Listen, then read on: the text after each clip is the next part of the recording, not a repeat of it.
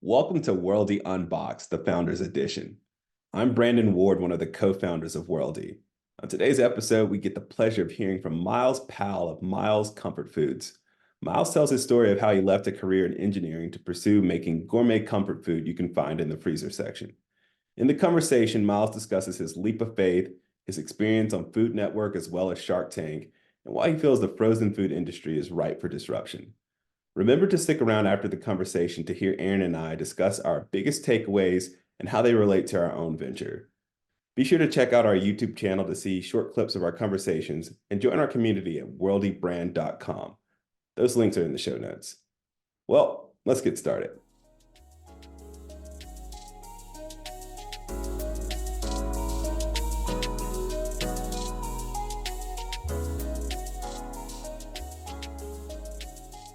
So, what's your background and how'd you get interested in entrepreneurship? I grew up in a family of foodies, and I know that's like kind of cliche. But in addition to my parents' full-time jobs, they were entrepreneurs as well. My grandpa was, my parents were. So I always kind of had that spirit in me. And as I got older, I was always taught having your own business is the key to success, right? And once I figured out that the path of what I thought was right, which was engineering, was not right. And there was no passion there. I kind of leaned in onto my upbringing, which is great tasting food. And I knew that I wanted to bring that to the rest of the world. I was planning on asking you about this later, but since you brought it up, that you have that background in engineering, those are pretty different things, right? Engineering versus doing a mac and cheese brand. So, what was that transition like? Did it feel natural? Did it feel like you're just kind of going after your passion, or kind of like how did you think about that? So for me in engineering, it was a bit of a struggle. So for 4 years in college, it was literally 4 years of struggle. And that was probably when I graduated, it was like, okay, mission accomplished. But I love that feeling of being able to bounce back, right? And kind of hit your goal. And then when you think of starting a small business, like what's more challenging than that, right? And so once I looked at that as being very lofty as a goal, that was the translation. And then engineering is problem solving, right? And when you're running a business, that's all problem solving. Yeah, no, that makes sense. So, how do you describe what Miles Comfort Foods is, and how did you get that specific idea?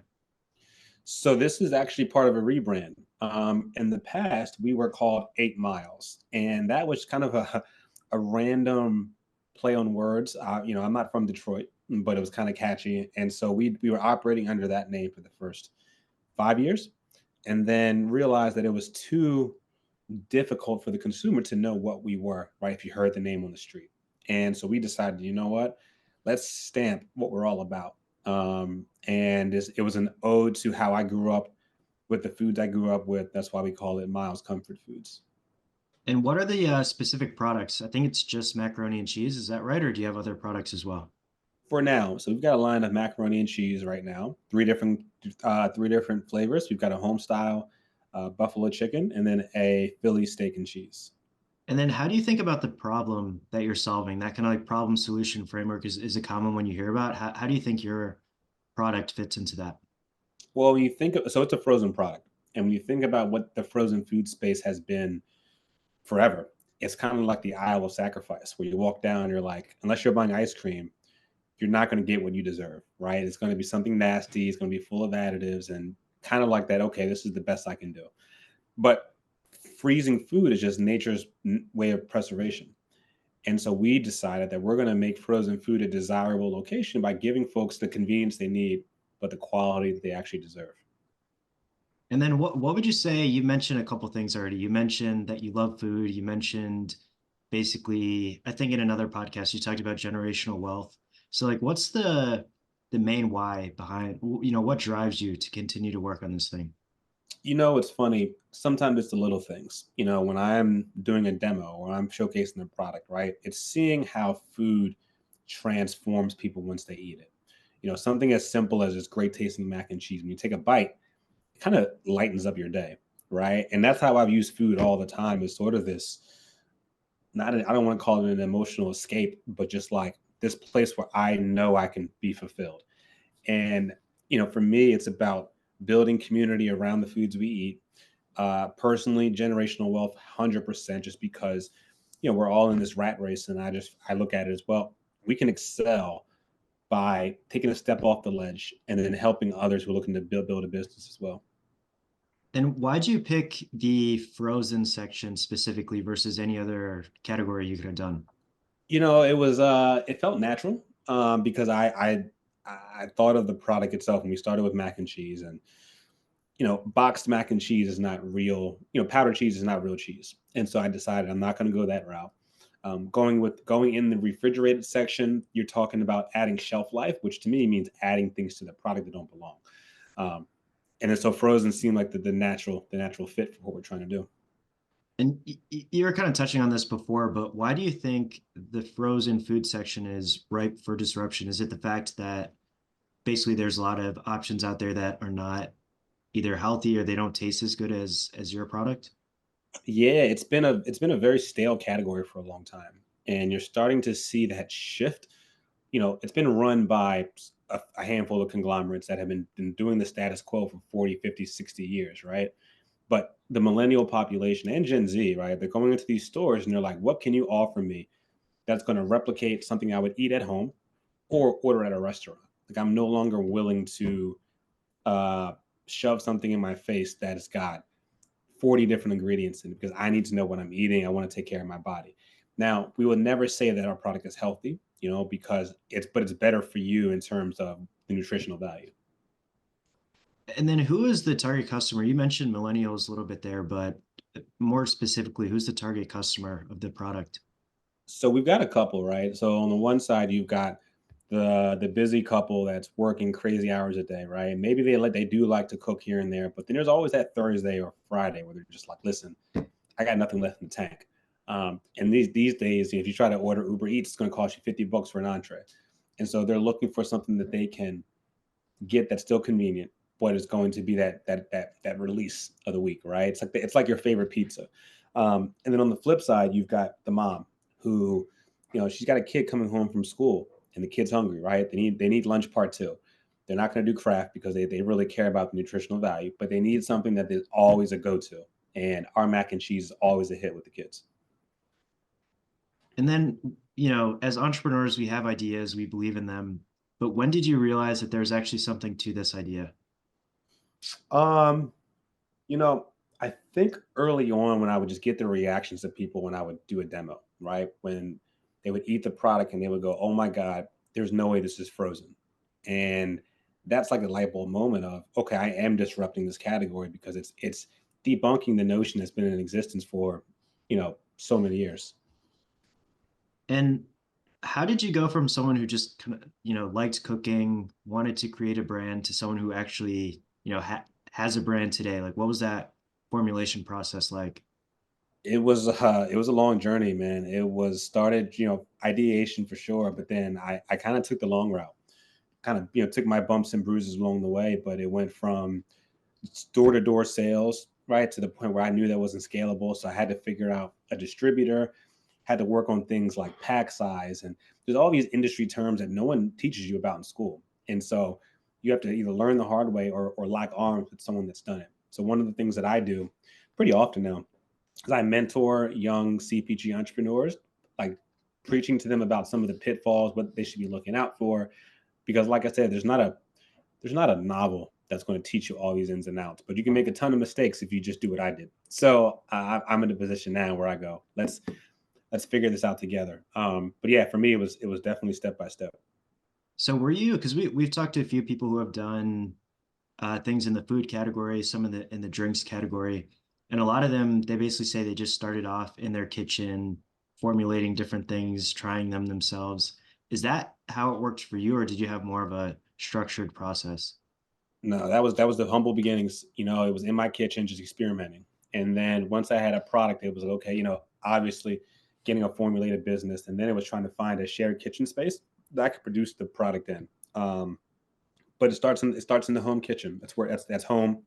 It's where I feel the most comfortable, and allows me to explore. And I think I saw that you were also on a Food Network show. Is that right? Yeah, back in 2013, it was called America's Best Cook. That was that was sort of the catalyst, right? Because at that point in my life, I was a year past graduating in engineering. I knew at that point that engineering wasn't a passion.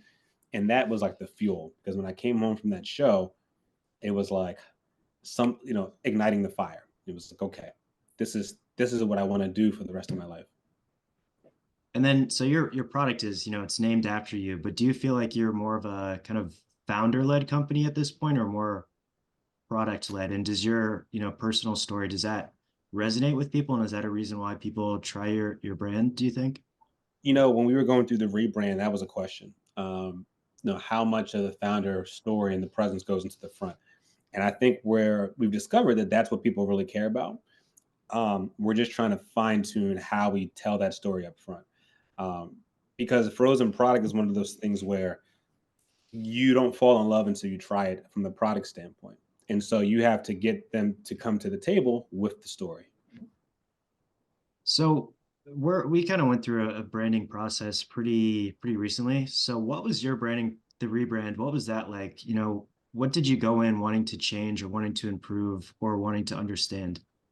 Honestly, it was a complete rehaul. Prior to this brand, we had some pretty significant distribution, but the brand itself didn't quite hit like I wanted it to in terms of I didn't see it having much meaning, right? We kind of blended in on the shelf. There was nothing really unique about it.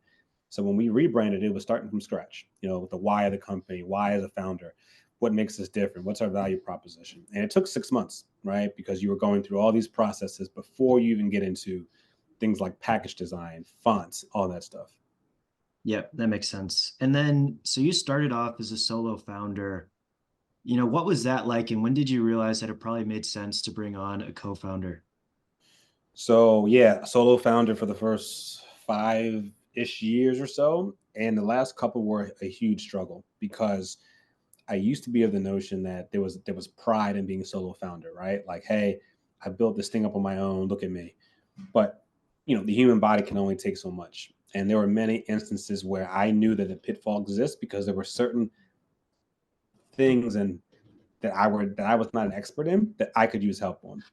And actually, we went on Shark Tank, and it was never aired, but we were able to pitch the sharks. And one of the sharks told us, "You need a co-founder." Right? They were hearing my story and kind of what I've been through, and they were like, "Listen, you are a visionary, but you need someone that's going to balance that out." And so about 2-3 months later, I brought in a co-founder. Were you upset at all that, because I hear a lot of people say that really the main benefit of Shark Tank is the free marketing, getting your product on TV. Were you upset at all that you didn't end up on the show, or did you kind of know that going in? We were at a pretty rough time at that point because we were just winding down that brand and we were about to start rebranding. And so when I realized we weren't going to get airtime, it wasn't the worst thing because, pretty soon after that, that old brand became debunked. And so it would have been confusing to the audience, when you're going to look us up. So the benefit was learnings from the conversations I had with the Sharks, right? And kind of the confidence that I could get that far. You started off doing this on the side. You had a 9 to 5. So, what was that like? When did you realize that it was time to go full time on your own business? So yeah, it was, I was doing actually construction on the side. And uh, it got really hard once we got into Target because the attention needed for an account like that was substantial. And I was working from 6 in the morning until 10 at night straight through. And because of being stretched so thin, I was making so many mistakes. And it had become apparent that there is no way I can continue both or I'm going to lose both. So, late 2021 made a decision of, what? There wasn't an easy leap, right? I wasn't going to go full time and all of a sudden be a millionaire. I knew I would be taking a huge step back, losing that paycheck, but I knew I needed the time to grow the business. And so that, pretty scary moment, but I had to do it. Yeah, how did you stomach that? How did you make it work from a financial standpoint and just from like an emotional and kind of like stress standpoint? So in the beginning, emotionally, it was liberating, right? I was so excited. Financially, it was tough. I definitely put myself in some pretty precarious situations financially. Um, to be frank, some that I'm still recovering from today, 2 years later. But knowing if I didn't make that jump, I would not be here today as well. So it's kind of like, okay, it hurt, right? But it was absolutely necessary. If you could do it over again, would you go full time sooner, later, at the same time? I think I would have scaled the company differently, and so that it was less risky during that leap, right? There were things I didn't know about working with big retail that I found out once I got full time, and it became very difficult, right? How to navigate distributor relationships, how to do all these things.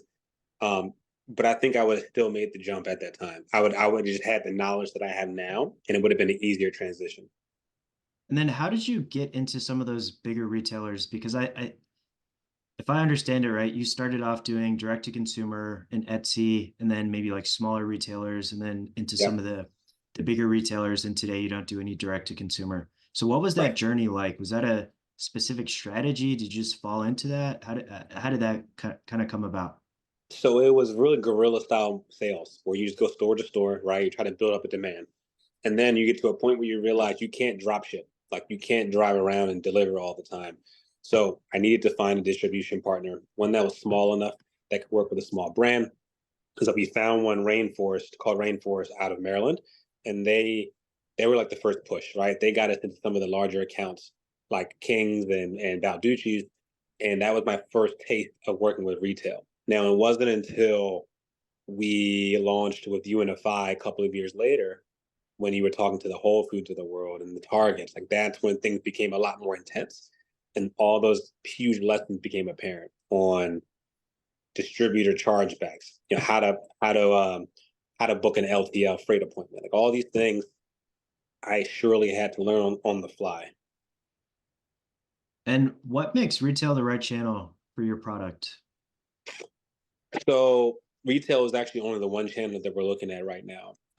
It's what we know is why we do it, but for us, food service is huge. So if we talk about selling your product into cafeterias, like on college campuses, hospitality. The difference is that's a whole another nut to crack, something that we haven't done yet. It's a whole different set of distribution partners, contacts, and so we're trying to navigate through that now. Got it. Um, and did you start with, you said you started with smaller kind of independent retailers. How did you choose those retailers and how did you know when it was the right time to take a step up and get into some of the bigger retailers? So back then it was like whoever was going to take me, right? I didn't really pick and choose. It was like, hey, can you take my product in? Cool. Because you're just trying to get traction, right? You're trying to build demand.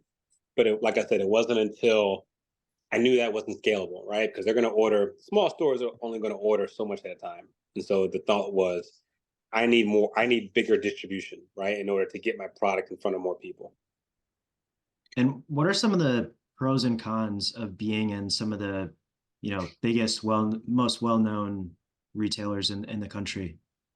I mean, the biggest pro is that you've got the reach, right? I mean, if you're in a Target, like see how, how many people shop in Target on a day-to-day basis. The con is that it's very expensive to work with big retail because you've got to support that kind of distribution through marketing and things like that.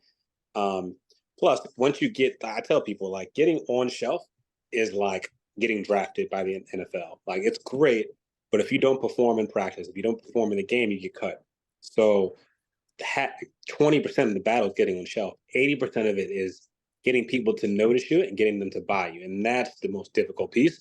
That's something that will, uh, you know, put a lot of brands at risk because they sit on the shelf. The retailer notices no one's buying it, and the next thing you know, you're kicked out. So how have you gotten people to notice you and buy your product? The biggest thing for us is our in-store demos, right? Setting up a table, getting people to try it. We have a product that tastes is king. And we've done, ads here and there. We've done a lot of social media stuff, but you got to realize that folks are inundated with information. And so doing one ad is not going to get them to buy you. You have to be consistently in their face day in, day out. But at the point of purchase, right? If I say, here, try this, the likelihood of you buying it is 10 times more likely than if you saw an ad on Facebook the day before. And then do you have any just recommendations in terms of finding the right retail partners or things that you maybe wish you knew about the whole retail space before you got into it? Yeah, so when you're trying to scale up, it's definitely identifying which big retailers are a best fit. When you're smaller and you're dealing with the mom and pops, right? Very easy to kind of dibble and dab with them and test it out. But when you're talking about big retail, for instance, Walmart, right? Walmart's not for every brand. If you've got a high-end premium product, right, where you're going to be $3 more than everyone else on the shelf, Walmart may not be your best fit. They might tell you, hey, come up, we'd love to have you, right? But the cost of doing business is going to far outweigh any return you get. So it's being very intimate about who your consumer is, where they shop, why they shop. That'll help you determine where you want to see your product placed, which retailers. And That's then something that we didn't do in the beginning. and then just going back to the kind of rebranding topic, I heard you say in another podcast that it took you a while just to figure out what makes you unique. So how did you do that, and what just advice do you have for brands that are still trying to figure out what their, what makes them unique? Yeah, that was very hard, especially in a crowded category, because it's almost like you are going to therapy. You sit in one of those big chairs and you're trying to figure out why you're unique. Um, you have to look at the category, right? If you are not part of this brand, you're walking down the aisle, why would someone buy you versus someone else? Like, what's going to make them attracted to you? What are your principles, right? From a brand standpoint, why do you exist? Why did you start this company, right? And telling that in a very compelling way that's going to invite someone to learn more. Because your goal is always to get someone to go, oh, that's kind of cool. I want to pull up their website. I want to pick up the box from the shelf. Um, and so for us, when we realized that, hey, we are clean label, meaning no additives, nothing like that, and we're high in protein, that helps us stand out from the rest of the category, which is typically the opposite of that. And then just in general, we talk to a lot of people who are in pretty crowded spaces, and a lot of times non-entrepreneurs, they'll see those products and they'll say, this is never going to work. For example, you guys are going to get crushed by Kraft. They're just going to copy what you're doing. Have you run into that at all? And if so, how do you respond to those types of objections, I guess you could call them? Yeah, so you think about who do you align yourself with in terms of your competitors. So we could come here and say our competitor is Stouffer's or Kraft because it's a direct correlation from a product standpoint. But we look at our competitor as Uber Eats, your favorite restaurant, because that's who we are mirroring in terms of quality. We're just putting that in a different space that's more convenient for the consumer. Um, there's a really one of the brands that was the prime example of this was Sir Kensington ketchup or sauces, right? When they came, they were going up against Kraft Heinz, like the biggest of the big, right? But they made it very clear that hey, we are a high end premium ketchup that is not going to be your everyday put on a hot dog at a ballpark kind of ketchup, right? So they were able to carve out a niche that allowed them to grow substantially. So when you think about, and that makes a lot of sense. When you think about differentiation, do you kind of actively compare yourself to those other companies in your advertisements in your website, or do you just kind of put your values and ingredients and all that stuff out there and hope that customers put two and two together? So that's what we've been doing is kind of putting it out there in terms of ingredients and things like that. But we have thought about kind of being a little more brash, right? And saying, hey, compare us to XYZ, right? The only issue is that now you're kind of like waking up the beast, right? Because Yeah, now you're exactly. like, Yeah. hey, they see that they can come at you a lot of different ways. So we've been careful about that. Yeah, that makes sense. So let's talk a little bit about kind of just fundraising. So you started with crowdfunding, right? And then Yeah. you did a round with angels, and then you did VC. Was that a strategy, or was that just kind of you're figuring that out as you went along? Yeah, just like everything else, man, we were figuring it out as we went along, right? We started crowdfunding as a really small brand as a way to get our brand noticed and get a little capital into the business. Once we graduated and got into Target, it was like, okay, we need angels. Like we need people that can write $50,000 checks. We were able to bring together a bunch of those and raise, about $1 million over the course of 2 years. Now, part of that was also I call those micro VCs because your traditional VC is going to write you $1 million check, but you have to be doing 2, 3 million in sales. We weren't there yet. And so the folks that we brought in were on the smaller side, but we were able to leverage some of the smaller checks and bring those together to raise the money we needed.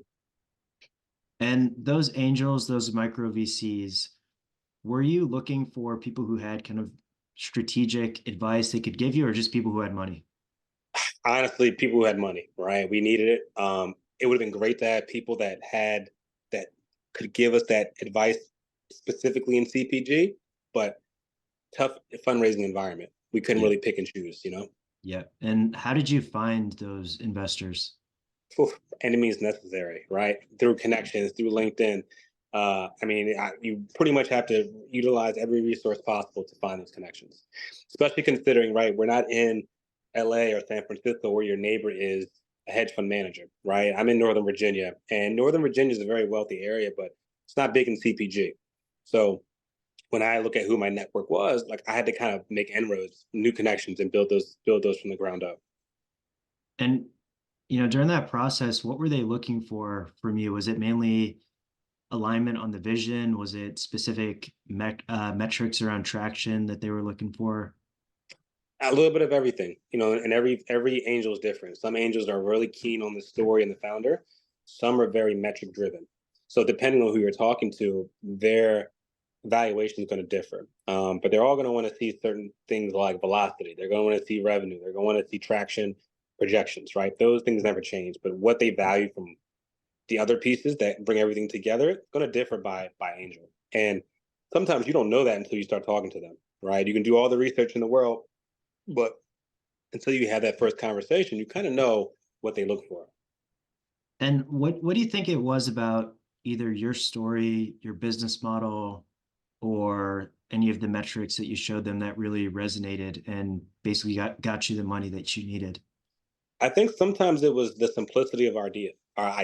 When you look at a lot of these ideas nowadays in tech and within food tech and just food in general, it's a lot of things that are complicated.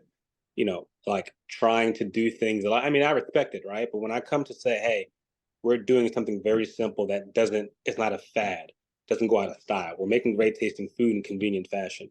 Um, I think there's power in that, right? And I think that allows it to be separated from a lot of other people raising money. Yeah, there's definitely, I think, pros and cons to that, right? Like it's super easy to understand, which makes some people want to invest. And then other people are almost like, oh, that's too simple. Uh Anyone huh. can do that. Let me get something that's got AI or blockchain or something like that. Exactly. So how would you have done fundraising differently if you could do it over again? I think some of the fundamentals, like writing a deck the right way, pro forma, like these are things that I learned over the course of 3, 4 years. But having those things in place from day one would have made the journey a lot easier, especially back in 2021 where fundraising wasn't as difficult. I think I would have been able to raise more money then if I had that stuff in order. Um, and having an outreach strategy, like don't solicit a meeting from a VC that wants you to be doing 1 million in sales if you're doing 130, right? So it's really targeting who to speak to, having your outreach campaign very, very strategic, and having your deck and all your numbers very much in line. And when do you think is the right time to start that outreach? Do you think it's way before you need to start raising, a little bit before you need to start raising? When's the right time?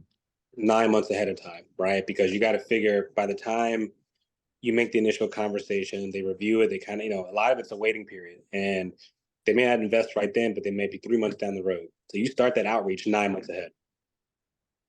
And then you mentioned this was, I think, also in another podcast that you guys were experiencing pretty rapid growth and you had to pull back a little bit. Yeah. So can you just talk a little bit about that and how you made that decision? Yeah. So we had grew to 1,200 retail stores. The unfortunate part was that our co-man relationship wasn't great, so our margins were pretty bad. We had nowhere near the capacity we needed. I think I mentioned that the brand itself didn't really resonate, um, and it was a situation where if we continued along that path, we were going to crash and burn. So, as difficult as the decision was, we decided to pull back distribution to allow us the time to fully rebrand. And then just kind of high level, what's your long-term vision for this company? So we want to be the comfort food king, right? We want to be the destination in frozen where people go to and know they can get a really delicious meal that's clean label, high in protein. But we also want to be featured in these food service establishments in places like K to 12 and college campuses where these kids, they deserve good food too, right? They shouldn't be eating grade D mac and cheese, right? That they can't, they should get the same quality of food they get at home, right? Because they're there to study, they're working hard, the food should reflect that. And what's the price? I should have asked this before, but what's the price? So we're $6.99 on shelf. Some places were $7.99, depends on the retailer. And then you mentioned you want to be the comfort food king. What is comfort food and what isn't comfort food in your mind? So comfort food is like, it's like stick to your ribs food, right? It's like it makes you feel good. As simple as that sounds, it's what you make that when you take that first bite, you kind of sink back in your chair, right? Because it kind of allows the world to slow down around you. It's like it's like your comfort zone. So mac and cheese is definitely up there, right? You think for me, it's things like sweet potatoes. It's things like smothered chicken grits, like all these things that like you would go to like a Southern hospitality restaurant for, or home cooking, right? Where you're just like, listen, this is going to make me feel good mentally, right? Not talking physically, we're talking about what it does for the mental aspect. And that's what we're bringing to frozen. And do you find that your customer base kind of skews to certain demographics, or is it resonating across all ages, races, all that kind of stuff? It kind of spreads a little bit, but we break it down by what type of food you grew up with. Because let's be honest, if you grew up eating Kraft mac and cheese, our mac and cheese is probably not for you because you're used to that flavor profile of Kraft. Same with the Stouffer's, right? But if you grew up eating, home baked mac and cheese, or you made it yourself, this is something that's going to resonate with you more. And you mentioned a little bit about, what comfort food is. You listed some specific foods, but in terms of product extensions, what are potential products that you're considering adding? So we worked with the shrimp and grits already. We worked with the meatballs and mashed potato combination. We're trying to incorporate sweet potatoes into something as well. So these are all items that are pretty unique on shelf that we're looking to implement over the next few years. And those would be kind of like separate. They wouldn't be mixed into the macaroni and cheese. I mean, Well, it depends, right? We talk about the yeah. meatball and mashed potato. That's kind of that's all together. But if you're looking Okay, at kind of a sweet potato in another dish, that's going to be separated. got it. And then would you consider being acquired at some point down the road, or is that not something you've considered? That's the end goal, right? Early 2030s, an acquisition by someone like a Conagra. And then do you think about serial entrepreneurship after that? Do you want to continue to be involved with this brand? How would you think about what comes next after potential acquisition? I look at it as probably staying involved in the space somehow, whether that's through advisement, because it's food, right? Food's my world. So I think even after an acquisition, I'd want to be involved somehow. And then I heard you also mention that you're more of a numbers guy, which I feel like I'm also a numbers guy. So what are some of the benefits of being a numbers guy and the challenges of being a numbers guy in entrepreneurship?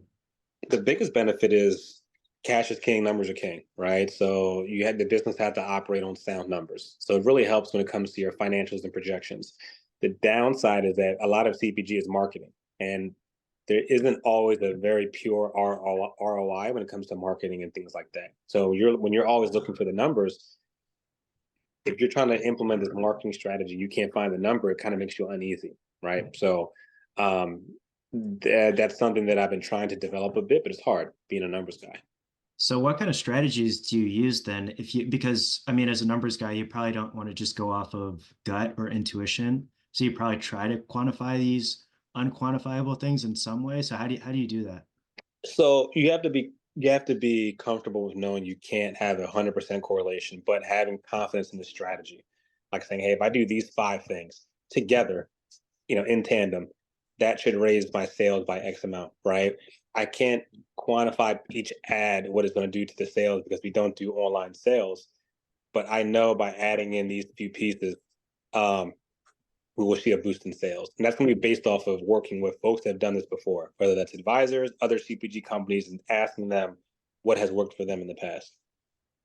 And have you been doing the building in public type of thing at all, like posting on LinkedIn, on Instagram, whatever? To a degree, we don't do it as much as other companies do, mainly because when you're in my position, right, you're focused on other things. And I feel like anything social media related, if you're talking about building in public, it can be a distraction if not done right. Like you kind of get sucked into the world of chasing after likes and comments, right? But then you got to ask yourself, are those likes and comments going to generate someone to go out and buy your product? So I think that's a later stage once you get to a certain threshold. But in the beginning, your mission is to get people to buy it, right? Get people to try it. Yeah, that makes sense. And you're actually the first Black man that we've had on the podcast. So what has that been like? There's not a lot of us in this space. My co-founder is a Black man as well. So what has that experience been like as an entrepreneur in a space where I don't think there's a ton of Black people or Black men in the food CPG space either?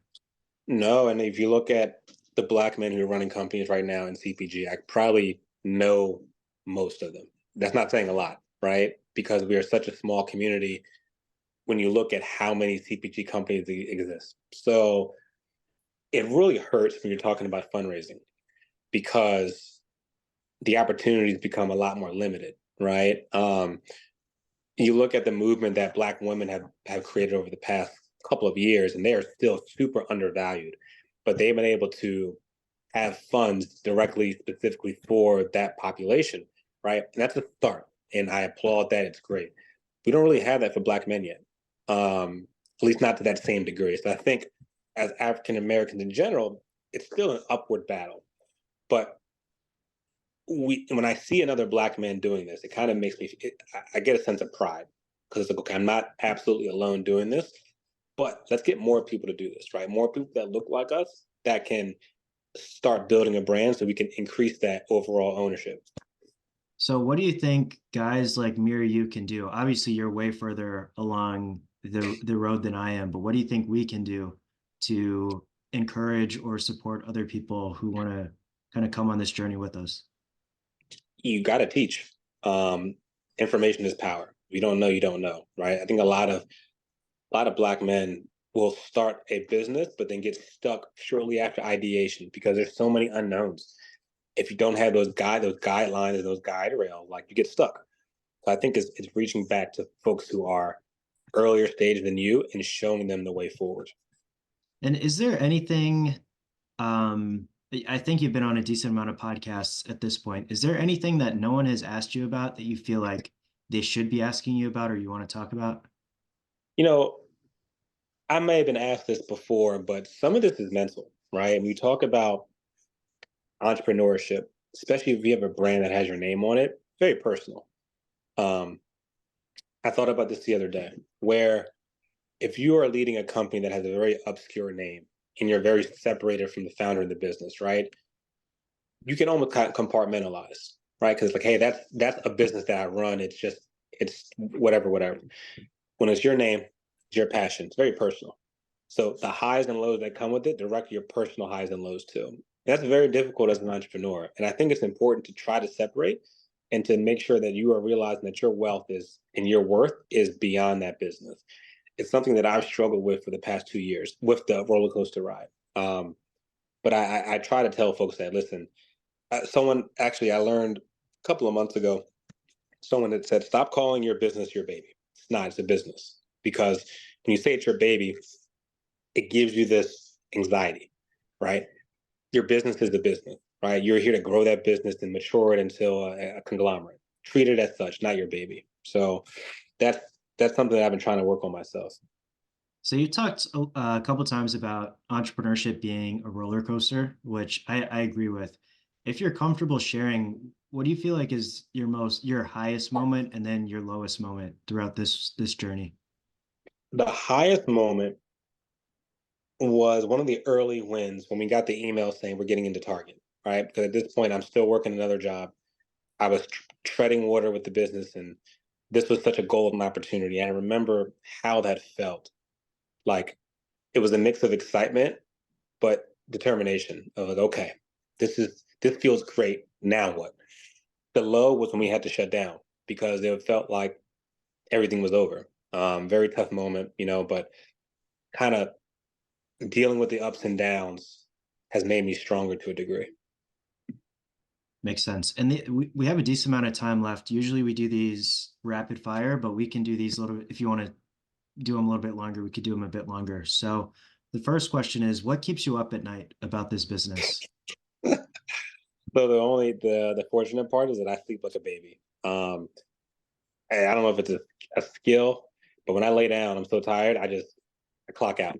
Um, but it's during the day what keeps me worried, Yeah, right? what worries you about the business? Making the right decisions, right? Just knowing that there's not like I link it back to when I was working another job. I was operating as an engineer. If I made a bad decision, right, nothing really happened. Like, okay, it was not the greatest day, but the business keeps running. I still get paid, right? And it's like you can kind of compartmentalize. When you're running a business, that responsibility falls on you. Or if you make a really bad decision, you could lose your livelihood. So the pressure on that is something that keeps me. It does make me anxious. Um, and missed opportunities. Looking back and saying, okay, you made X amount of mistakes. What's going to prevent you from making those same mistakes? And being comfortable with knowing you're not going to know everything. So it's a whirlwind, man, because you're fighting for your life. Um, but you have to display the confidence that you know that you're going to make it. Yeah. So what's been your biggest learning thus far as an entrepreneur? Every retailer yes is not a good yes. Um, don't sacrifice margins for placement. You might look at a big chain says, hey, we want to put you in 500 doors across the nation. You do the numbers on what that PO is going to look like. And you're like, oh my God, this is going to be amazing. That's top line. There are so many things that are going to chip away at that by the end of by the end, you might have made no money or lost money. So it's being very focused and diligent about what deals are good deals and what deals are bad deals. That's probably one of the biggest things I've learned. And what would you say is the hardest part about being an entrepreneur?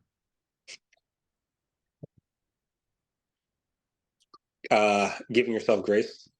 Like what you're doing is extremely difficult. Like it's not meant for everyone. And we're in a position now that few have come, especially that look like us. And so it's given the grace of like, no matter what happens, like you should call this a success. So what do you do on those days where maybe you're not giving yourself as much grace, where maybe you're feeling a bit down?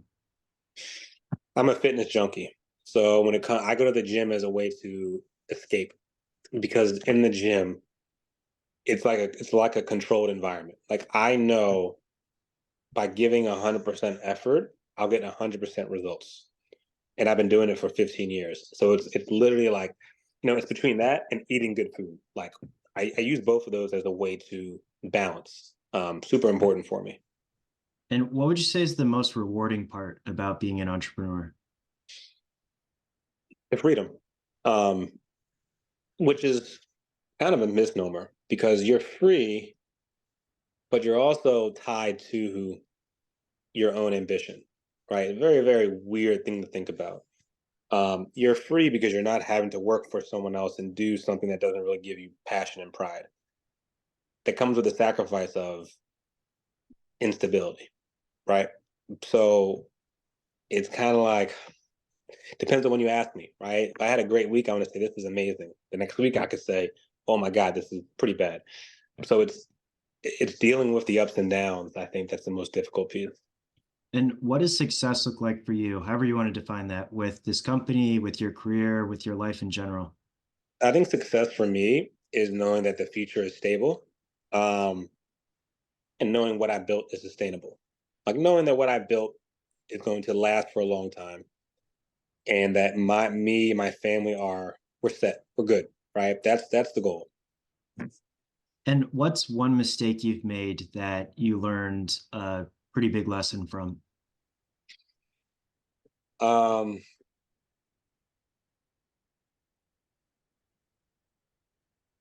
Quality is everything for something like what we do. So skipping out on or skipping a step in quality control can have a drastic impact on the business.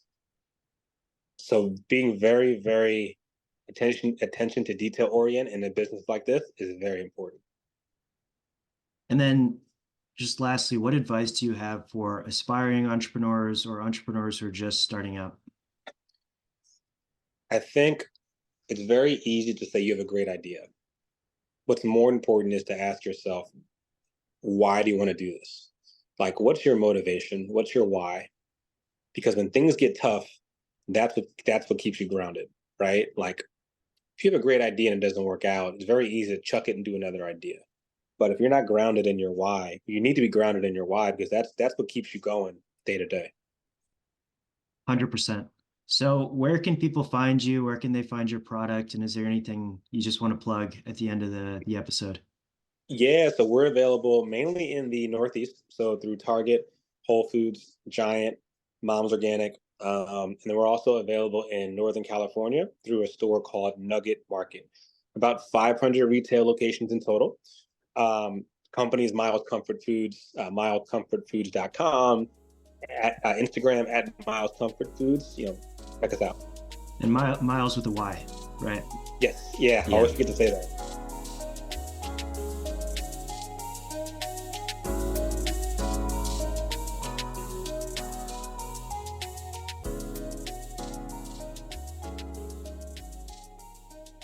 Yeah, so one of the first things that Myles was talking about was going through a rebranding process, and he did that after he actually launched. And we've done a rebrand before we launched. So, how did you feel about, or how do you feel about the rebrand? Because some people have, asked me like, why would you guys rebrand before even launching?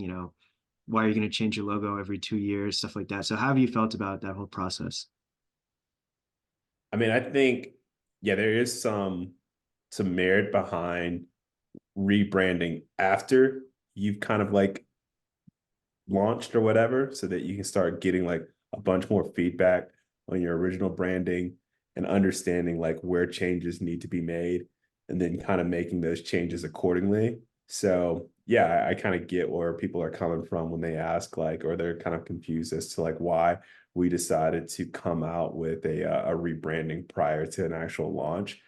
And I think for us, the reason why we felt like it was important, and maybe I'll say for me, like I think the reason why I felt it was important was because it helped us to like refocus and gauge on like our our core like principles when it comes to this product. And so it was as much for us as it is for like our consumer. This was just an opportunity for us to cohesively get our message together, because we were kind of working in a space where we were coming up with all these different ideas and we had all these different things, but there wasn't any like way in which we can cohesively like display and concisely display our messaging. And I think we were able to like incorporate a lot, not only in like the logo and branding, but we were able to get a lot more like structure and like all the things that we put into our like our playbook or our Bible, whichever way you want to call it. And so for us, I think it was a way for us to kind of get focus, know what we wanted to do, move forward with a direction and a purpose. And I think that was why rebranding for us was important. So as much as for us as it was for like our consumers or potential consumers. Yeah. And I know I asked you about rebranding, but I think a rebrand is almost a misnomer for us because the way that I think about it, we didn't really have a brand, like a brand identity before. We had a logo a couple times and we had colors kind of based on that logo, and I guess a font too based on that logo, but none of that stuff was unique. Like you said before, it wasn't cohesive. It was kind of like a disjointed process in terms of getting the logo from people on Fiverr or Upwork, and then going to another vendor to do a brand story. So like brand values, things like that. And we had all these different things in terms of what we had paid for and what we had thought about, but it wasn't really cohesive, like you said. So I think going through that process allowed us to have more cohesion in everything that we talk about, not just the logo and fonts, things like that, but also the way that we talk to consumers, the way that we think about the shoes that we actually put out, all that kind of stuff. And then also just the fact that it was way more professional and polished versus the things that we had before, which we paid like maybe $100 combined for. So I think that was something that was important to do before we launched, because before it was kind of like a placeholder, because you kind of need a logo to put up on your website, on your social media profiles, things like that. But I think we always knew that before we really launched, we're going to do a more in-depth branding process and have a logo that we're actually proud to have on our shoes and, everywhere that we show up.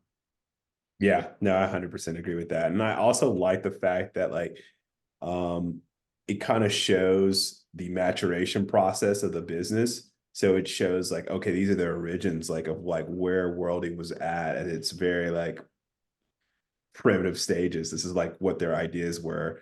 And then you can kind of see those ideas morph and become more cohesive. I know that's like been the overarching message here, but like that's been more refined and polished, like you were saying as well. So like it comes back a little bit better than it was when we first came up with all these ideas, and now they're combined and they're packaged in a much more I guess sophisticated way. So I think it was really important for us to kind of do these things at the beginning, especially as we move forward to be a bit more consumer facing. Yeah. And just related to that, basically that last point, and then everything we've talked about, as we've progressed, there has been that kind of like people can see that journey in terms of things improving slowly. So, I mean, the visual identity has gotten better, but we've also gotten better at communicating a lot of things. So, why our product is different, why we're the right team to solve this, the journey we've been on, things like that. So, from your perspective, why do you think those kinds of things have gotten better over time? Is it something that we've done, or is it just over time, if you keep iterating, thinking about things, getting feedback, it's just naturally going to get better and feel kind of like more polished and cohesive? Yeah, I would probably lean a bit more to the latter. Like the more you practice, the better you're going to get at a certain thing. And so iterations for us has just been practice. Hasn't felt like it at the time. Like it feels like, this is not like our idea going into a certain like endeavor or like working on a certain like aspect of the venture. It wasn't looked at as practice. It was definitely the real thing. But what we get is like we get an iteration to like to use as experience. So knowing that that experience of being able to kind of like grow in certain ways. And I think that's just a natural progression of that type of growth is where we're at right now. And I continue to see it like as we continue to iterate. So yeah, I'm definitely on the ladder when it comes to like why or where we're at. Yeah. And just the connection to what Myles was saying was that he was talking about how over time, he's iterated on different things and going through these different rebranding processes and things like that. He's been able to really improve the way he thinks about his target customer. And I think that was the main one he mentioned, but things like that. Yeah. No, I definitely get that. Um I don't know. This is kind of like I can understand why it took so long for them. So he mentioned that his rebranding process took about 6 months. It took a while, but they already had like products on the shelves, and part of like their rebranding was they didn't like that their products kind of like looked like everybody else's.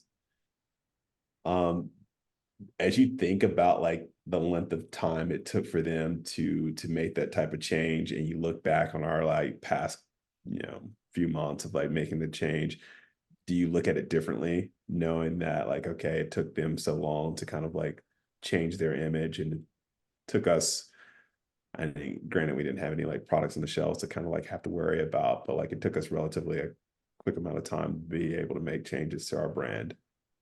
I think for us, it was the fact that we had done a lot of these things before or thought about them before.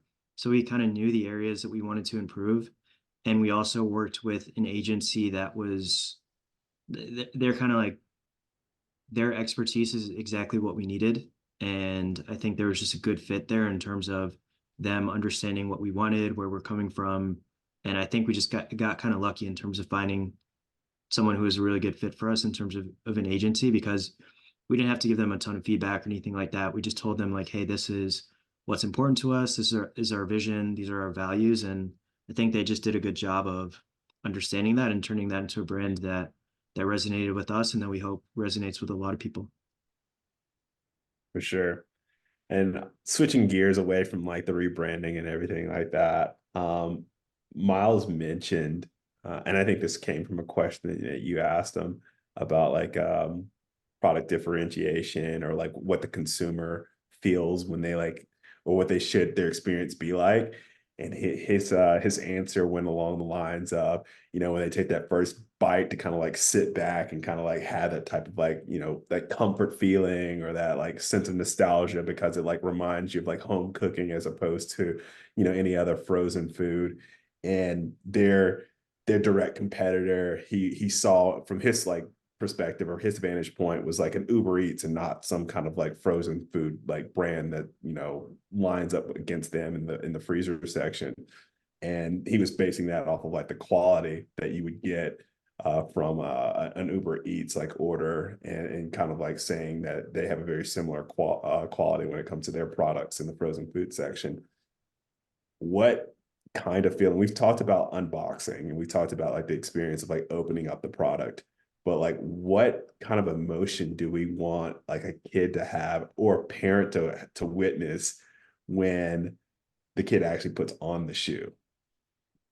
Yeah, I mean, this is the way that I think about it. I don't know if it's realistic, but I want the kid to open up the shoe or open up the box, see the shoe, be so excited to put it on and be so excited to use it, like run outside, run around in it, try to cut, jump, things like that. And just kind of like maybe it's even something where it's like, okay, this shoe is anything that you do to this shoe within reason, it's going to hold up to it. So maybe the kid is like, okay, let me take this out on grass and do some stuff, kick a ball, let me try to go to a basketball court, let me run around the track. And then you kind of look down and you see that the shoe is holding up to all that kind of stuff. So in a perfect world, that's kind of what I would want a kid to do, because I think both of us want kids to explore different sports, get active, things like that. So to the extent that we could kind of inspire kids to do it, that would be awesome. Yeah, no, I definitely agree with all that. And I also think about the sample shoes that we had. And when my daughter tried it on for the first time, and then with one of her friends tried it on for the first time, to just kind of do some very like rudimentary testing for us. And she was like, "Oh, I feel super fast now." And so she like ran down the hall, sprinted down the hall in the shoe. And her friend, when he tried it on, a separate instance, he's like, "Oh, I feel like a superhero." And so for me, like I want that unboxing experience to just be, to the uptick to continue when they actually put the shoe on. So they had that same type of pride that you had when you got like a brand new pair of shoes that you knew like everybody saw was super cool. Like you would have that type of like new shoe feeling. It's the same as like a today, like would be like a fresh haircut or whatever. Like you had that Yeah, type of like confidence that like you can conquer whatever thing is out there, because you had that new shoe, or you had that fresh haircut, or you had that, new, shirt or whatever, new outfit. Like it's that new outfit, new haircut type of confidence that no one can tell you anything and you can conquer anything. Like yeah, that's the type of emotion that you kind of like, I feel like we want to bottle up, and when they put that shoe on, that they feel. And so the parent like has like a bit of nostalgia. They remember like their time putting on a shoe that they thought was super cool and like would give them, superpowers. And they can yeah, kind of see that type of emotion being displayed by their kids as they're like putting on the shoe. And I feel like that's like the equivalent of what Myles wants his consumers to feel when they like, they've warmed up their mac and cheese, and they try it for the first time, and they're like, wow, this just takes me back. The parent should feel like, wow, that kind of takes me back. And the kid should feel like, wow, I feel like invincible. And yeah, that what you kind of want to give them, like that feeling, that confidence, that invincibility. yeah. It actually reminds me of two shoes that I had when I was younger. So I had a pair of Nike Shocks, probably in like elementary school. And when I put them on, I felt like I was going to be able to dunk. And in elementary school, there's no way I was getting anywhere close to dunking. And then I had this pair of Adidas Bounce. And when I was in elementary school, I was running like close to a 6 minute mile. And I was like, okay, if I get these, I'm going to be able to get under 6 minutes just because I'm going to have so much more propulsion. And I didn't, but I still felt like that. So I think that's definitely a real feeling. Yeah, for sure. Hold on one second. These girls have just jumped in from their Easter egg hunt or whatever. All right, girls. Dad, guess what? My sister had all of her candy, and Mom said to have one candy kid, all of it. Okay. Well,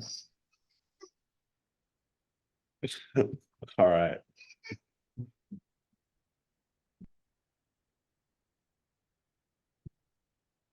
Good old slam of the door. Yeah.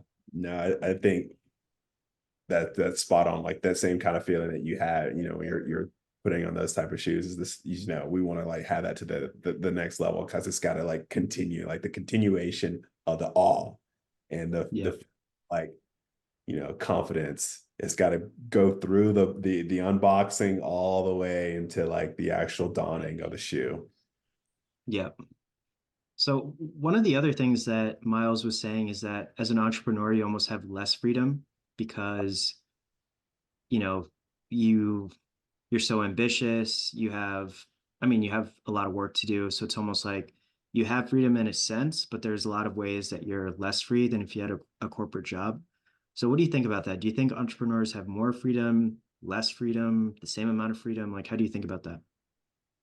I kind of agree with like you have more freedom because remember when he mentioned that he was working two jobs.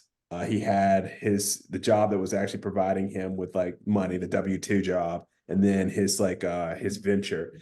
And he decided that in order for him to like take that venture to the next level, he'd have to quit the W-2 job. And he knew that like it's gonna be like financially like deliberate, debilitating, but emotionally, I believe he was like, it was liberating. He was feeling like free. And I think that's the feeling that you kind of would get. Like, I think as an entrepreneur, you get like a sense of freedom because you don't have someone kind of necessarily over you. You have the autonomy to kind of like explore your ideas and put your ideas into this package. But then there's the flip side to it. And he kind of, spoke about this as well, is that in the corporate world, not to mention like the W-2, you have like that financial like support. And he still mentioned that he was still kind of like recovering from like that type of decision financially. But you also have the fact that your decisions aren't as impacting or impactful as they are as an entrepreneur. Like if you were to make a decision that was poor and you're an accountant, you're an engineer, you're an attorney, chances are your firm's going to continue, your business, the business is going to still maintain and not miss a beat. But if you do that as an entrepreneur, you kind of like make a really bad, decision or whatever, your business could be defunct. Like you could, you can end up like losing everything. And so I think, especially, and obviously it kind of depends on like what stage you are at the business, but like there's a lot more at stake. And so for that, there is a bit less freedom to make mistakes because your mistakes have much more significant impacts than they did when you were working in corporate America. So there's freedom on one hand because of autonomy, but there's a lot less freedom because mistakes come with a much more significant like consequences and repercussions. Yeah, the more I think about it, the more I think entrepreneurs have less freedom.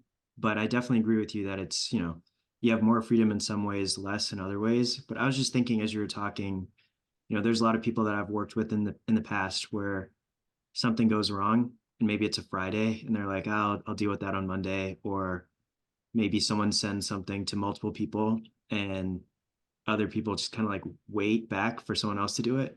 And in entrepreneurship, you can't really do that. Like if there's some big issue on a Friday night, you probably want to solve it then versus saying, oh, I'm going to check back in on that on Monday morning. Cause you have customers, you have all these different people that are relying on you, and you kind of want to always keep a certain image for them. Otherwise, maybe you lose them forever. Maybe they rip you on social media. Maybe they kind of talk negatively about you to their friends. So I think in that way, you have way less freedom as an entrepreneur because you can't ever just say, I'll let someone else deal with that, or I'll just wait and kind of deal with that once I have a bit more energy or once I'm able to enjoy this weekend, stuff like that.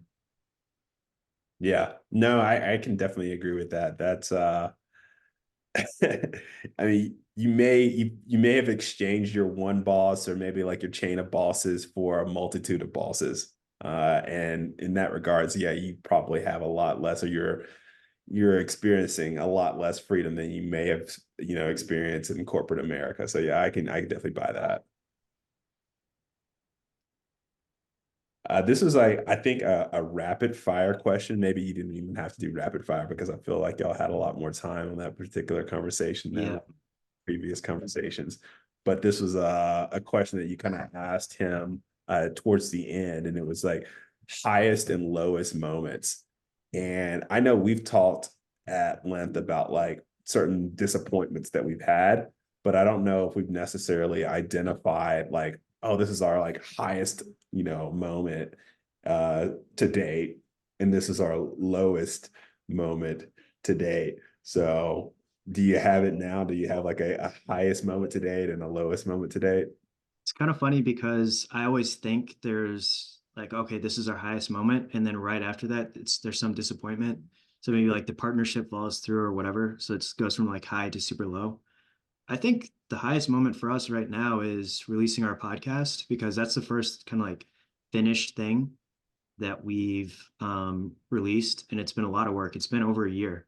And I think we've been talking about it for like 2 years, right? And it brings a lot of things together, right? Like the networking that we've done, kind of like building in public, putting ourselves out there, this network that we've, or these followers that we've already gained, and they're, listening to the podcast, telling their friends, recommending guests. It incorporates the new branding, all that kind of stuff, and just in general, like it's not. I don't think it's easy to create a podcast that people want to listen to. So I think for now, for me, that's the highest moment because a lot of times as an early stage entrepreneur, you're saying people are asking about things and you're like, yeah, we're not releasing that quite yet, or hopefully soon, things like that.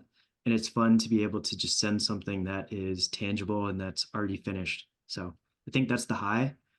Let me think about the low for a little bit more, but what do you think about the high?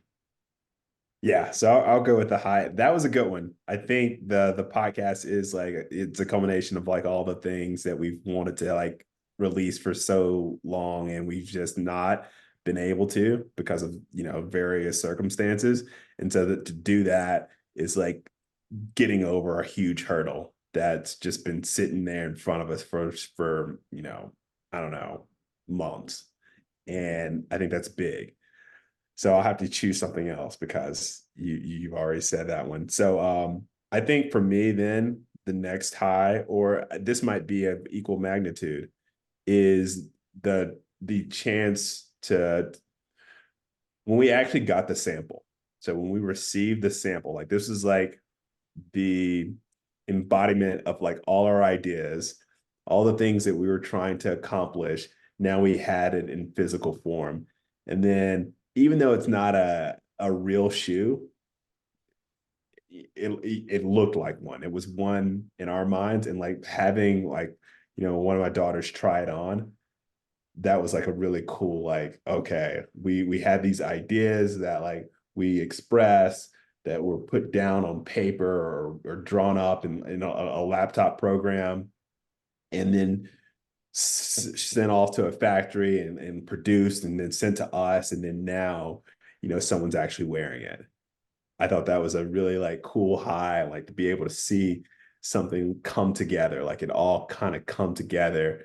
That was a high. And when we actually get our real shoe, that's just maybe a glimpse as to like how we'll feel when we actually get the real shoe manufactured. So that to me would be like one of my highs, if not like highest points. And is there one low that stands out to you or no? There seems like to be like a multitude of lows. Like there's so many like, and like you mentioned, there was a lot of lows that came or immediately followed a high. Like we'd be on a high and then all of a sudden there's disappointment. And I think that's one of those things that we've kind of like taken away is like, oh, we don't want to ever get too high or we don't want to ever get too like our hopes up or whatever it might be, because there's a tendency for a big low to come after that, like immediately after that. And the delta between that high and low kind of like creates that lowest point. And I don't know if this specific one is, my lowest when it comes to the company, but it's just like an example that, we have, uh, we have like we talked about it. We have like a partnership that we believe is going to take us to that next level. We have we vision a team that is going to do so many different things because we've whiteboarded this stuff out and we know what we want to accomplish and we know like some gaps, and now we've gotten potential people here who could fill in those gaps.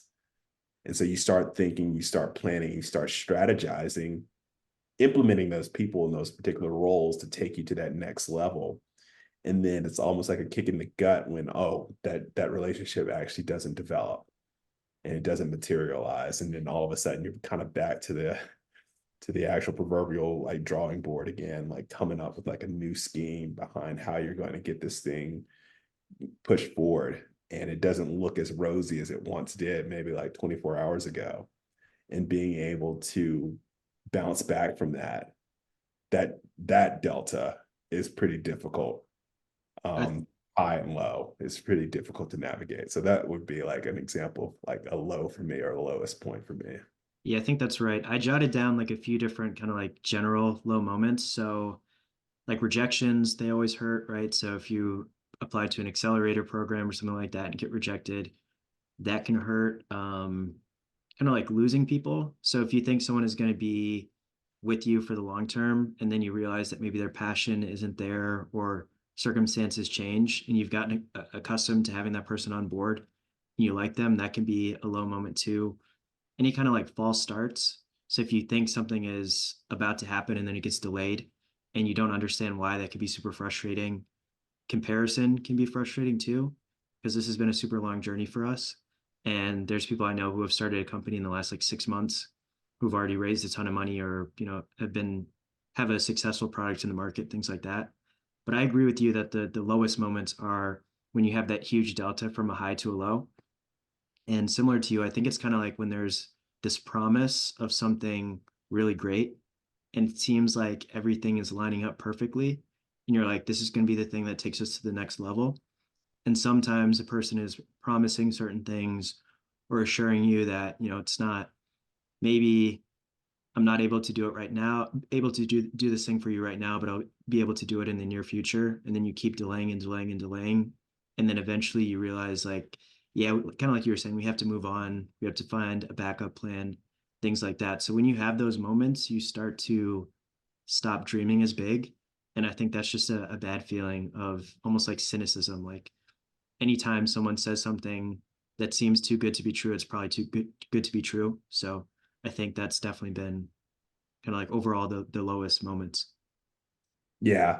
I mean, I think we still like dream big. I don't want to say that we don't like have the same type of like aspirations. I think we've just gotten a bit more skeptical of people within the industry that could be potential industry partners or who could be allies or assets or any like even like contracting work, like all that kind of stuff we take with a great deal of skepticism now. And I think it's healthy skepticism because you want to make sure as you're developing these plans, as we're like trying to draw out our future outlook, and this is relatively short term. So like the short term outlook, like the next like weeks, months, or whatever, or even year down the road, we want to make sure that we have some real like seemingly concrete things in place, and we can't like afford because we're bootstrapping to have these things like fall apart too much. Like we've built in a little bit of slack. We both, are taking jobs. So there's some chances there for us to like make mistakes and still be able to like continue pursuing the goal. But we don't want to like totally, knock the company off course by putting too much onus or emphasis on any individual or entity that we believe is going to be able to deliver something for us. So we are now, I feel like, taking a little bit, not that we were like unrealistic or not taking a realistic outlook, but I think we're a bit more like skeptical and And perhaps our diligence is a bit more refined now because we know what it means to like hear or believe a promise and it not be delivered. Yeah. So Miles was saying that not every retailer yes is a good yes. Are there any yeses that we've turned down that you think ended up really benefiting us? I only anytime that I think about one of the yeses that we turned down, I always think about, and I'm not gonna like throw any names out there, but I always think about that opportunity that was like kind of pitched to us about taking the silhouette of another and just kind of like slapping our own like branding and like making it a really easy, like cheap process so that we can have very high margins. I think that's one of the times where we were like, you know what, that idea just doesn't like mesh with what we kind of want to do. Like that's not the kind of like opportunity that we're looking for at this particular juncture. So like I think that is like one of those times where, you know, I feel like we did a good job by saying no to it. Yeah. I was thinking about this question and I don't have a good answer. I think that's a really good one. I mean, what I was thinking is just more generally, a lot of times people will be like, I think you guys are a really good, maybe like an agency or a vendor, like, oh, I really want to work with you guys. It's a really good fit. And sometimes we've been interested, but said, this probably doesn't make sense for us right now, maybe in the future. And looking back on some of those times where we said no, I think it would have been kind of like a waste of money or too soon. So I think we've done a good job of understanding that a lot of things aren't quite applicable for us and kind of like really guarding the money that we spend. Yeah. No, I think that's happened a whole lot. And I think that a lot of it falls back to the money, but like a lot of it falls to, you know, on where we're at. And I think like there's a lot of times now looking back and being able um to assess the situation from like a 30,000 foot perspective vantage point, it made a whole lot of sense not to have gone down that path or entered into that type of relationship because we weren't the product worldy like where we were at that particular point in time. We weren't ready for that type of like relationship, and it would have been a lot of sunk costs, a lot of money that, you know, would not have been spent wisely. So I think that was some well avoided risk there. Yeah, for sure. There's another thing that you both you and Miles brought up. I think you actually brought it up, and it was about like there's not a whole lot of people in this space, relatively speaking, who look like us. There's not a lot of Black men out here going about starting companies, and what can we do to like, I guess, encourage others who look like us, who come from like backgrounds like us or underrepresented minorities in general to like participate in, you know, in startups and ventures. And I know we've talked about being a product driven company and not being like a founder driven company. And we feel like mature companies are product driven companies. Um, but how do we still represent and still get others to be involved in this and encourage, you know, new, you know, Black founders to start launching their ventures and chasing their dreams? So Miles's answer to that question was education.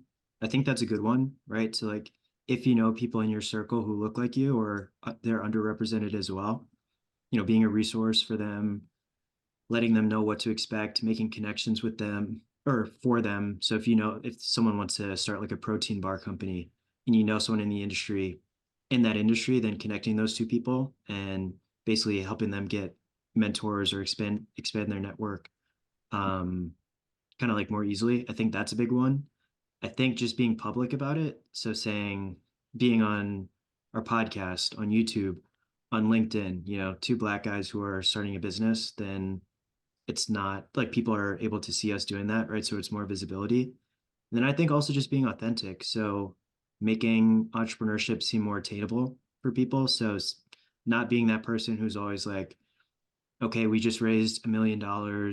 We just got into this new retail location, basically like sharing all the positives, because then it might seem hard or unattainable, but sharing some of the low moments, sharing maybe some of the doubts along the way, things like that. I think if you're more kind of transparent and you don't try to hide some of the hard parts about it, then it makes it seem like, okay, anyone can do this because these guys are struggling or they've had their struggles and they overcame those struggles and now they're successful. So that's the way I think about it. What do you think?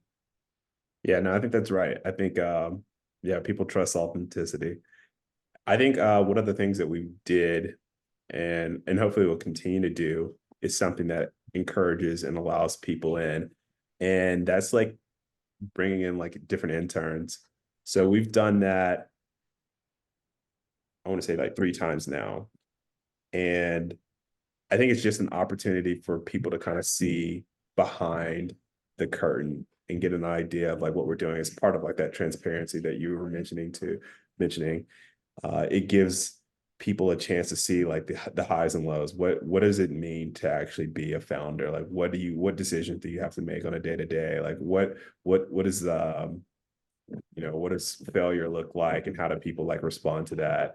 What does success look and how do you grow from there? Like I think those kind of things, like opening up our doors, um, both literally and figuratively, and allowing individuals who may not have any kind of like mentor or person that they can look up to directly that has done something like this. I think doing stuff like that kind of creates those type of like symbiotic relationships, ideally symbiotic relationships where we're able to like kind of get things done because we have extra hands, extra help. And then they're also able to kind of get a deeper understanding as to like what does it mean to launch a startup. Yeah, I think that's right for sure. Because for me, I remember when we were first starting out in this process, I was still kind of like, yeah, we're new to the industry. We're both first time founders. Like, can we really do this? It's going to be tough. So there were those doubts. And then I interned at a startup over the summer. And that gave me a ton of confidence because I saw what it's like on the inside. And I'm like, God, it's not always super buttoned up. People are just figuring things out as they go. And, I can do this. So that gave me a ton of confidence in terms of, okay, we can do this too. So I think if you let people see on the inside, give them that experience, and they're going to be more confident that they can do it themselves too. Yeah, no, I 100% agree with all that. I think I only have one more question, and it might have already been answered, Okay. but I'll see if I can like reword it a little bit. So Miles mentioned for him for his brand, quality is everything. He said, I think those are like his exact words, like quality is like everything. For us, I think quality is almost everything. Um, but but what does quality for us share the stage with? I think quality is table stakes. Unless your product is just super cheap, then like if it's like $5 a shoe or whatever, people are not necessarily going to care about quality. But if your price is in line with other products on the market, or if it's premium priced, I think quality is just about everything. And then it's kind of like the brand, right? So how does it make people feel?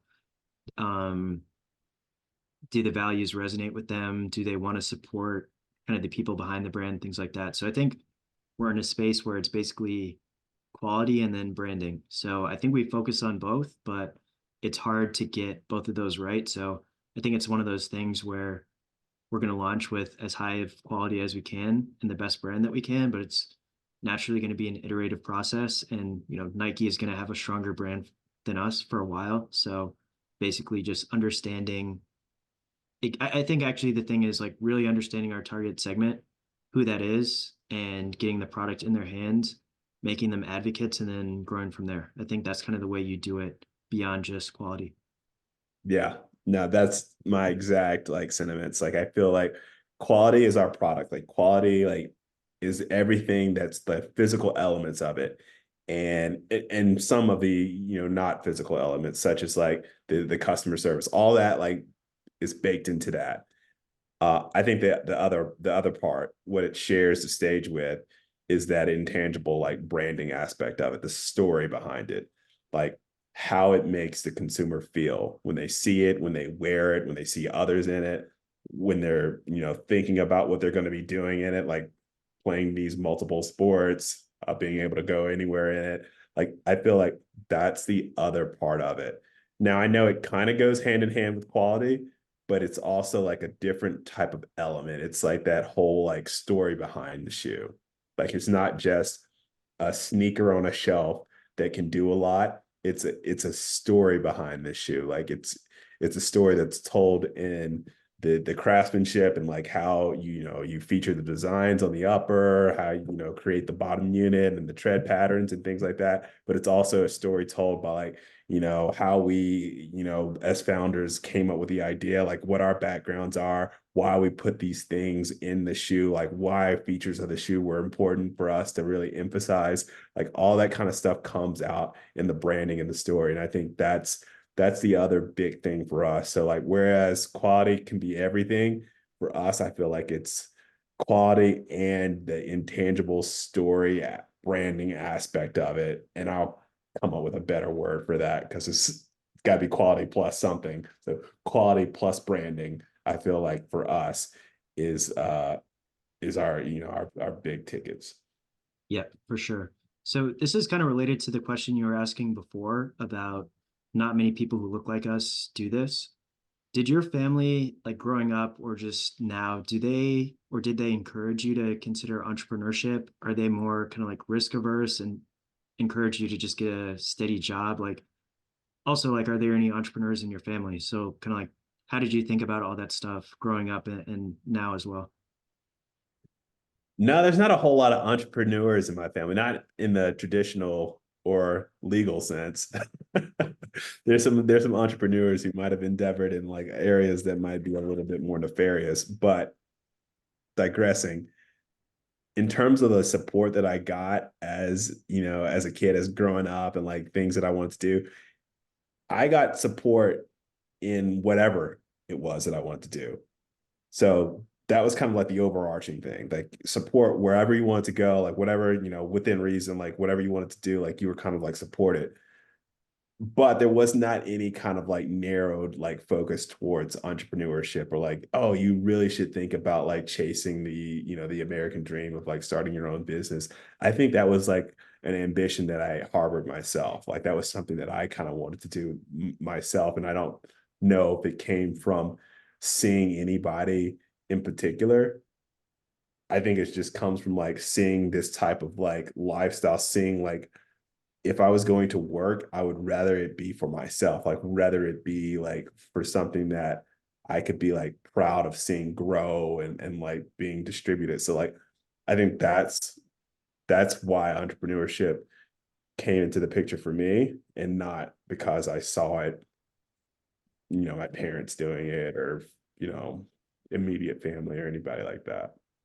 Yeah, I don't think that there's any entrepreneurs in my family. If there are, then I'm not aware of it. But it was similar for me. Like they're just kind of like, you know, get an education and do whatever you want. But at the same time, probably start out in more of a secure job.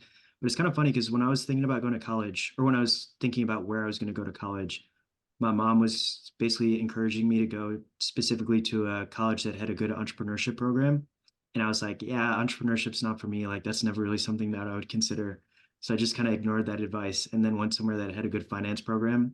And then at the end of college, realized that I was interested in entrepreneurship as well. So I think it's the same thing for me. I kind of fell into it, and there wasn't really a person that I looked up to that I was like, oh, this is a really cool lifestyle. I want to do that too when I grow up. It was just like I got older and realized that I had these ideas that I wanted to bring into the world, and the best way to do that was being an entrepreneur. Yeah, no, I think that's exactly kind of how I felt. So this isn't really like a question. It was just like more or less something that I kind of recognize and how, our conversations with these different founders and like their different ways of viewing things and strategizing. So earlier we had a conversation with, Dylan from Buddy's Gum. And one of the things that came out of it was like, kind of like in terms of like how you focus on the competition and like who you see as your, your direct competitor, or who you come out like the gate wanting to not to attack, but like who do you see as your opposition? And we kind of use that whole like prison yard like analogy of like, yeah, you kind of pick somebody who's like about your size or whatever. You don't like go after like the biggest guy. And then Myles was kind of like a different approach, is more of like the whole, yeah, you can, I'm calling out the biggest Jew. Like he was talking about like, the Uber Eats and like calling out the big players, and like that's who I'm going after. That's who I'm comparing to. I'm not comparing it to like my quote unquote peers. I'm comparing it to like the industry incumbents, like the ones who are sitting there, the large giants. That's who I'm comparing my like quality product to. Um, and I know out of the gate, we were like taking the bold stance of like comparing to Nike, like, the audacity of these guys who haven't even like produced a shoe, like trying to compare their products to Nike. But I thought it was like a cool way of seeing how, and not to say that either one of those like vantage points or strategies can be very successful. You can definitely work your way up by taking both approaches. It's just like cool to kind of see people like navigating these different spaces with these different philosophies on like how to like take on the corporate or industry incumbents. Yeah, the first thing that came to mind when you said that is one of the most common questions I get is, how is your shoe different from a Nike? And then every now and then it'll be like, how is your shoe different from Allbirds? But nobody has ever asked, how is your shoe different from Reebok, K-Swiss, stuff like that. So I think in a lot of consumers' minds, no matter how we position ourselves, they're probably still going to compare us to Nike. So at the end of the day, that still is a competitor to an extent, but we might not take share necessarily from Nike. Maybe we're taking share from some of those smaller brands, but still, like, that is the main brand that we're going to get compared to, no matter what we do on our end, I think. Yeah. And I always like, and maybe this is like kind of how the people that I grew up around and like how I was kind of like, being a competitive athlete or whatever. I think back to the movie Troy, the one that had like Brad Pitt in it, is at the very beginning. And there's like the two armies are like lined up, and this huge like dude that's like calling out like the Greeks like champion, which was Achilles. And so he's like calling him out. He's like huge, and like of course Achilles is like, I don't know. He's being back at camp, like still just chilling out or whatever. And like they sent a kid to go get him, and the kid's like, "Hey, Achilles, obviously I'm ad-libbing right now, but like, there's the armies are kind of waiting for you. And dude, like the guy who you got to fight is huge. I would not want to fight this dude." And as Achilles like putting on his gear, he's like, "Well, that's why no one's going to remember your name." And I think about that same, like that's the type of mentality that you have to have. Like, if you don't want to take on Nikes, if you don't want to take on these big dogs, then yeah, no one's going to remember your name. Yeah, no, I like that quote for sure. And then just last question I have is, Myles was saying that he's not really the biggest fan of building in public because you end up kind of like chasing likes, distracting yourself, things like that. So just to play devil's advocate, what are some of the downsides of our building in public strategy, do you think? I mean, I think the downside is that, and I think about like one of the comments that were made on one of your posts about like, oh, the speed. So as you're building in public, now people are getting to get a sense of how long it takes to like create something good. And they're like, oh, you just need to just throw it out there. Just throw it out there. And yeah, that would be probably pretty entertaining for you to see that happen. But we're trying to like build a business. And I was I was maybe it was a podcast that I was listening to, another podcast, and there's like the host. Oh yeah, it was like My First Millions. And Sam, one of the hosts, was like, you know how many like successful businesses there are out there? Very relatively, there's very few of them. And again, I'm paraphrasing a lot of the stuff that he was saying. Um, it's very like very small percentage of founders who build like a second successful business. He's like, yeah, there's a lot of people who can like in the industry now, you can kind of sell things, you can exit, and like but they don't, those businesses, even the ones that they exit, they end up like a majority of them don't last. They don't like, they don't like exist anymore. So it takes like, it's for us, and this is like now I'm stepping away from that podcast. For us, it takes a lot from our perspective to build something successful. Like you're going to have to be super intentional about it. And as you build in public and you're showing people your intentionality, they see that as like a hesitance to move, or like you're letting perfect be the enemy of good. And we're aware of all that. Like we want to go like fast. They're like in our internal conversations that we want to like move fast, but we also realize that we, especially like being underrepresented minorities, we only get so many like bites of the apple. You only get so many chances at this. And we're not going to mess up this chance because we were so focused on doing what everybody else says that we should do. We're going to do it our way. And we're going to be intentional about it. And we're going to be successful.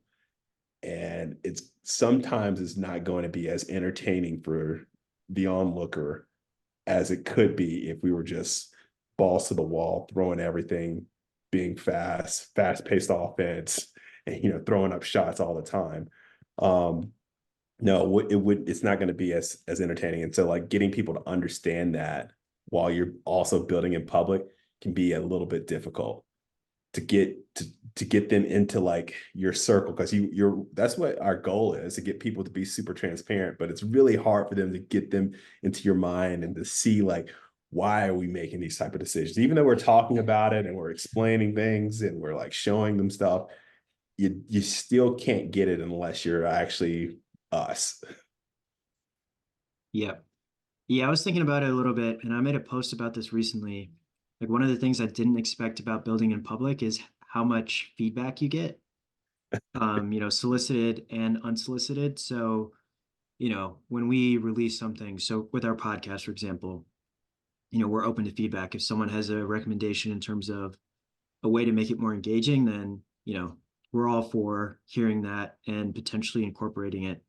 But then you get a ton of people who maybe like family, friends, random people on LinkedIn, like they just kind of give you this advice that is not, you didn't ask for at all. And it's all this different kind of like conflicting information, or at times it could be information overload, and it can cause you to maybe doubt the current path that you're on. And then if you tell people like, that's not a bad idea, but we're not going to do that, then they can get offended or upset and feel like, why are you asking for feedback if you don't actually want it? So I think that's one thing that's been a bit difficult about it. It's like dealing with all the feedback and understanding what's good feedback, what's bad feedback, and what's maybe like something to revisit in a few months' time or whatever. I think that's actually been pretty challenging. And also just dealing with all the different personalities and people who kind of like comment all these different things, because you want to engage with them, but you don't want to offend them and have them just mad at you and not want to support your brand anymore. Yeah, no, I definitely get that. And we didn't, I know like we were like, oh man, we want to like open up the doors so that we can get this feedback, and then we can show people that we're actually using their feedback when we're making tweaks or changes or whatever. But you don't think about all the feedback that you end up having to ignore, or the feedback that you end up not like, I guess, executing on, and what are the ramifications of that, like how people respond and feel like, oh, you just rejected my advice, or you rejected me as a person because you didn't listen to what I told you, or I didn't see that implemented in your next iteration. So yeah, I think that's something that maybe as you build in public, you don't anticipate as much. You think like it's always going to be like that whole, oh yeah, communication, dialogue, Like it's going to be awesome. They're going to see stuff. We're going to make changes here or there. They're going to feel like they're a part of the process. But there's a lot of people making a lot of suggestions, and a lot of those aren't going to get implemented. And some of them aren't even going to get like seen or whatever, because we're going to miss it or whatever. And those people are going to feel some type of way because of that. And that's one of the negative implications of building in public and trying to incorporate a lot of ideas. You can only hear so much from the crowd and Yeah. implement some. And it reminds me of our conversation with Corey, where he was saying, don't build in public to your LinkedIn network, build in public to your customers. So, for example, I keep going back to the logo, but we release the logo. If someone says, for example, I don't like this logo, you should make these changes. If you just kind of like release a product, I don't think any customer has ever been like, I don't like the logo, you need to make these changes. So it's understanding like at what point is it just completely personal preference and it doesn't really matter what this person thinks because they're not a customer, versus like, is this actually good business advice? So I think when you build in public to your customers, it's more feedback on the product and how you're presenting it, versus when you build in public on LinkedIn or something like that, people are trying to critique your business plan and things like that. And a lot of times with those critiques, it's like, you're not really part of the business. So we'll listen to it, but we're not necessarily going to bend over backwards to incorporate that because we feel pretty good about the strategy that we're kind of cooking up behind the scenes between the two of us and all the people that we talk to who are actually kind of experts in these different fields. Yeah. I that made me think of like an analogy, like building in public to like LinkedIn is the equivalent. Have you ever seen the show Price is Right? Yeah. So like Price is Right, like when you feel like you have some bit of knowledge about it, like at the very beginning when they're doing like the whole name a price so that you can be one of the contestants, and they show the object, or they show the product, and everybody in the crowd starts yelling a price. Like everybody screams out a price, $9.99, 1 cent, $1 bottle, all this stuff. They're like yelling $500. And like all you hear is just a bunch of like chatter, just like everybody's yelling. Even like the viewer at home is yelling at the TV, like whatever price they feel like it's going to be. And that's how it is with like LinkedIn. When you build in public, you're just like putting that product out there, like in Price is Right, and you hear all these people like chime in and yell at you and stuff. And ultimately, that individual, that contestant, has to make a decision, whether it's based upon like what they're hearing somebody in the crowd say, and they might be very knowledgeable about this product and they have like a lot of experience or whatever. But like I think it's that type of like situation that you find yourself in if you build in public on a platform like LinkedIn. You get a lot of like potential or quote unquote experts like telling you stuff, and it's just like gets super jumbled, and there's a lot of things. And now as founders, as contestants, we just have to kind of make our decision. And there might be a lot of upset people like, oh, he should have chose $1. He should have done $1 or whatever, like that kind of stuff. And so like I think like for us, it's cool to like do that, but I can definitely see what Corey is saying about like building in public on LinkedIn, because of like you've got a whole bunch of quote unquote experts out there chiming in, telling you stuff that may or may not be helpful. Yeah, for sure. Well, I mean, that's all I had in terms of questions. I thought it was an interesting conversation for sure. And I've definitely been trying to get more kind of like diverse guests on the podcast. So definitely going to try to do that more going forward as well. Yeah, no, I enjoyed listening to the conversation with Myles. I know I wasn't there at the original interview, but like I thought it was a lot of good takeaways, and it was cool just interacting with another Black guy in the space who's like trying to start his venture. And he was very like open up front about like his beliefs, his aspirations, the why that drives him, and I thought that was super cool to hear. Yep, definitely. Well, man. Well, I guess until the next episode. Yeah, looking forward to it.